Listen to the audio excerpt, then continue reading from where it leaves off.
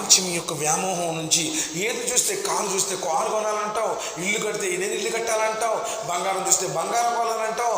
లోకం కోసం ఏది చూసినా నీ మనసు వెంపర్లాడుతుంటే ఎక్కడ నిజంగా తౌహీద్ ఉన్నట్టు సార్? అలాంటి పెద్ద పెద్ద సహాబాలు లోకం కోసం వాళ్ళు చూడలేదు.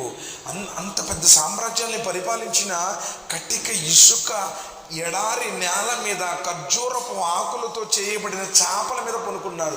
ముహమ్మద్ సల్లల్లాహు అలైహి వసల్లం ఎలా గడిపారు? అబ్దుల్లా బిన్ మసూద్ రదియల్లాహు తఆలా అన్హుతో కౌలు ఉంది, ఉమర్ బిన్ ఖత్తాబ్ రదియల్లాహు తఆలా అన్హుతో కౌలు ఉంది. అస్సలాము అలైకుం యా రసూలల్లాహ్ అన్నప్పుడు నబీ సల్లల్లాహు అలైహి వసల్లం వారి ఒంటి మీద పవిత్ర దేహం మీద చొక్కా కూడా లేదు, లేచి కూర్చుంటారు. వాలేకుం అస్సలాం వరహమతుల్లాహి వబరకాతుహు అని. ఆ సమయంలో ఆ ఖర్జూరపు ఆకుల ముద్రలన్నీ పడతాయి.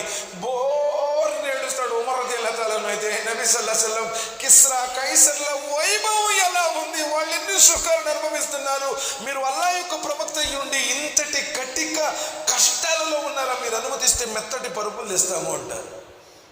ఉమర్, అల్లాహ్ సుబ్హానహు వ తఆలా మనకు ఆఖిరతులో ఉన్నతమైన స్థానాలు ప్రసాదించడం నీకు ఇష్టం లేదా?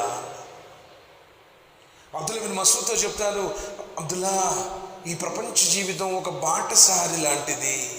బాటసారికి అలసట వచ్చినప్పుడు ఆ మండు టెండలో ప్రయాణం చేయలేక చెట్టు కింద కొంచెంసేపు ఉంటాడు.